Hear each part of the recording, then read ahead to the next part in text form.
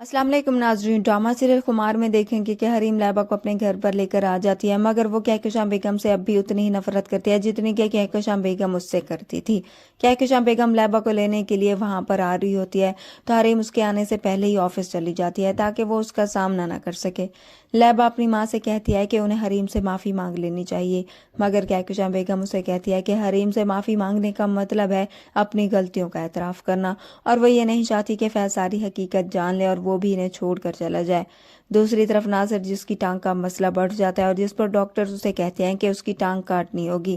جس کے بعد ناصر بہت پریشان ہوتا ہے، تب اسے حریم کے ساتھ کی گئی زیادتیاں بھی یاد آتی ہیں کہ اس کے ساتھ جو کچھ بھی ہو رہا ہے اس کے کیے گئے گناہوں کی سزا ہے۔ ناصر اب فیصلہ کر لے گا کہ وہ فیض کو جا کر سب کچھ بتا دے گا کہ حریم بے قصور ہے، جو کچھ بھی کیا ہے اس نے اس کی ماں کے ساتھ مل کر پیسوں کی خاطر کیا۔ فیض ہاسپٹل میں ہوگا، اس کو کافی گہری چوٹیں آئی ہوتی ہیں۔ کہکشاں بیگم فیض کو لے کر پریشان ہوتی ہے کیونکہ اس کا اس سے رابطہ نہیں ہو پا رہا ہوتا، اور پھر ہاسپٹل سے ایک دن کال آ جاتی ہے کہ فیض کی حالت خراب ہے، جس پر کہکشاں بیگم دوڑتی ہوئی فیض کے پاس جاتی ہے، جہاں پر ناصر بھی آ جائے گا اور آ کر فیض کو ساری حقیقت بتائے گا کہ تم نے حریم پر یقین نہ کر کے بہت بڑی غلطی کی ہے، جو کچھ بھی کیا ہے تمہاری ماں نے کیا ہے۔ فیض جو پہلے ہی بہت زخمی حالت میں پریشان ہوتا ہے، یہ سن کر وہ برداشت نہیں کر پائے گا، اس کی ماں نے اس کے ساتھ اتنا بڑا ظلم کر دیا۔ کہکشاں بیگم بھی اپنے بیٹے کے سامنے نظریں ملانے کے قابل نہیں رہے گی۔